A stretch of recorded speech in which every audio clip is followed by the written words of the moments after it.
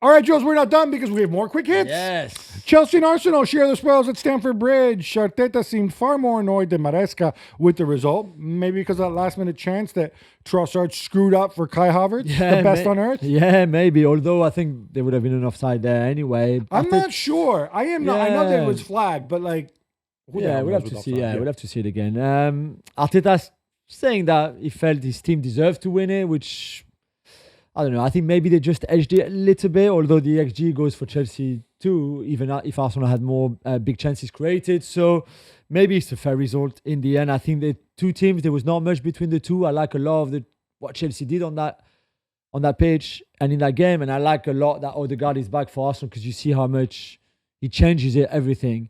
Even when Saka is not good, even when Havertz is not really in it. So I thought that was a good game. I don't know, a lot of people didn't really like it. I enjoyed it. I thought it had its moments. Well, I think it wasn't in terms of great quality entertainment.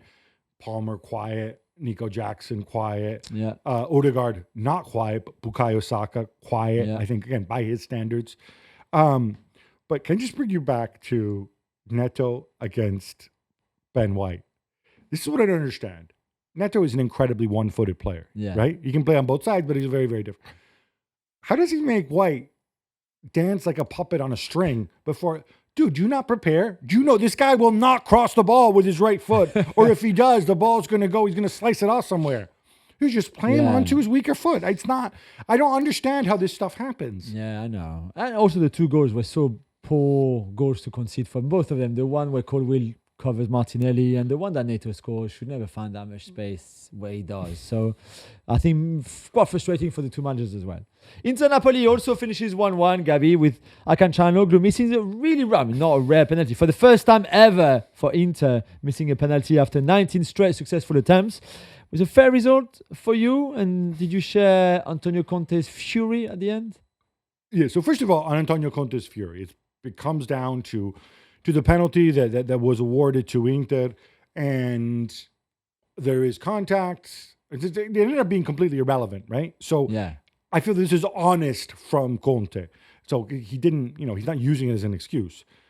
There was contact, but I think it was what you call a bit of a ticky-tacky penalty, and he's annoyed that it didn't go to VAR. There is guidance in most nations that have VAR that the VAR can judge. They can't judge the impact or the severity of a contact. They can just judge whether there is a contact. Right, yeah. Here, the contact is very, very slight. I would not have given that penalty. It's so soft. Equally, the argument is the guy sees it the referee sees it in real time. The contact is there. He's the guy who's there to judge the contact. Yeah. Watching it in slow motion can make the contact seem more or less. So, yeah, I don't know. It's one of those. Like, people are like, more VAR, less VAR, whatever. I think it was a fair result. I think Inter did not take their chances. Yeah. And I think Napoli focused on defending, which is the right thing to do away from home. Barcelona fall away to Real Sociedad 1-0, but there's a lot of anger at another upside.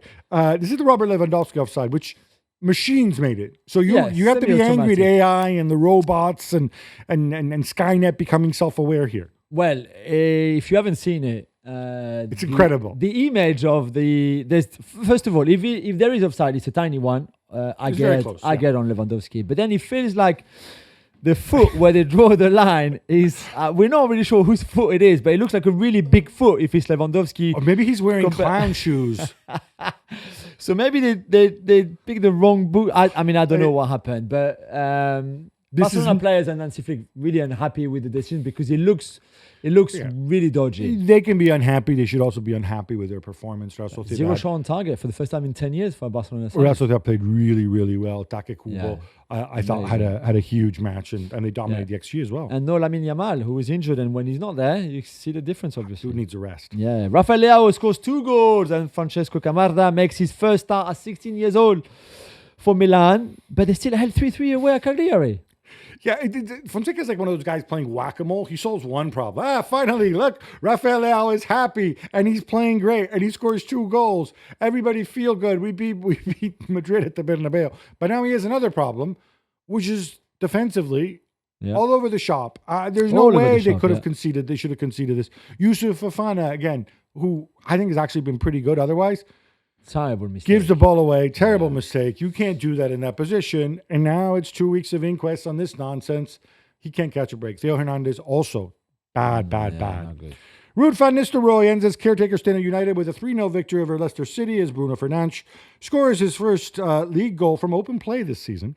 And Alejandro Garnacho decides not to celebrate, Jules. Not to celebrate, and Bruno Fernandes explained why. He said, well, he felt like he's lost some faith from the fans. They were not happy with him, so he decided not to celebrate. And I think Bruno said it really well. He said, listen, there will always be people who moan and don't like what you do sometimes, but there's a lot of people, more people, who actually like you and like what you do and always support you even when you don't have a good game. And nobody can have great games all the time. Not even Messi and Cristiano. So it was a lovely goal by Garnacho, set up because it's the last pass before the strike by Bruno. Then Bruno scored. He's also involved in the second goal. So probably perfect from the club's captain before the arrival of Amorim, and big win. And Van Nistelrooy did well. And I was happy for him because I think he loves the club, really. You can see.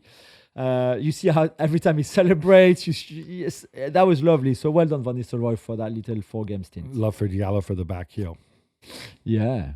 If you discount the cup win against Elversborg, which, as Gab keeps reminding us, should not be really taken in consideration because it's not a real football team, but a team full of elves. It's 5 games without a victory now for Bayer Leverkusen, who are held at bottom of the table Bochum on Saturday. This was really bad. Really bad. Lukas Radetzky coming out afterwards and saying this is incredible. This is unacceptable. This isn't even one of those where like the XG were, fully dominating by Bayer Leverkusen.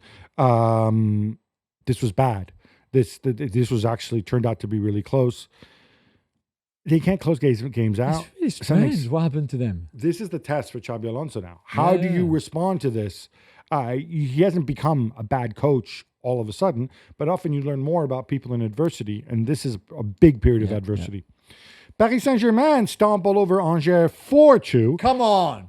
Jules, was it necessary to give up 2 goals in injury time? So I will give you the same answer that Luis Enrique gave the one journalist who asked him that question. Have you ever played football? Yes. Have you ever played football at a good level? Not to your level, Luis Enrique. Well, Luis Enrique, very condescending. I'm not saying it was right to talk like that to the guy who asked the questions. Basically saying the game was over at halftime when PSG were 4-0 up. And it doesn't matter, the late 2 goals, 92nd and 98th minute or whatever it was. And we should not be talking about it, basically, because we should talk about everything not else. A tiebreaker in France, yeah? Well, we should talk about everything else that was positive from the team, which PSG did really well in that first half. Barcola, Mayulu.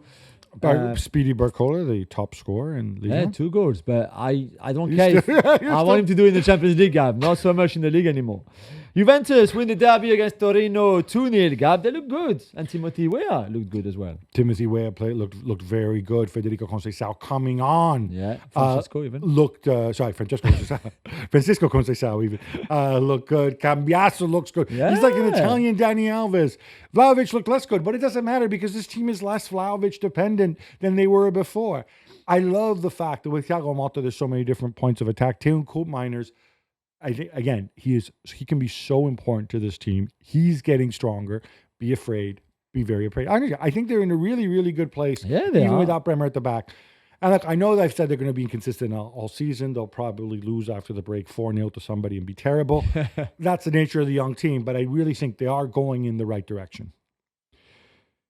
Tottenham Hotspur lose at home to Ipswich Town, who record their first victory of the season, Jules. Not surprising. Nope. Ange Postecoglou, not happy, primarily with himself. Yeah, said it's on me. It's down to me. I can't get the players to put the right performance and be at the right level. I think it's on you, Ange, for not teaching them how to defend better, because I just cannot believe every time, Gab, we're here and we say until this team is more balanced, until it's not just about attacking all the time, because the way they were opened up by Ipswich in the first half hour of the game is ridiculous. Well, he put Pape Sarr in midfield. That should have helped. No? Well, exactly. It's an embarrassment, really, and they have to sort this out. Emre Can gets sent off inside half an hour, and Borussia Dortmund lose at Mainz 3-1, Gab. They have a lot of injuries, but this was bad. This is really bad. And look, Emre Can, obviously, he deserves a lot of grief. Totally needless challenge to make. You're the captain. You already have to play as an emergency center back, and now you get your son sent off. But I tell you what, he's not the only one, because this guy goes off. Look, Zule and Valdemar Anton are out.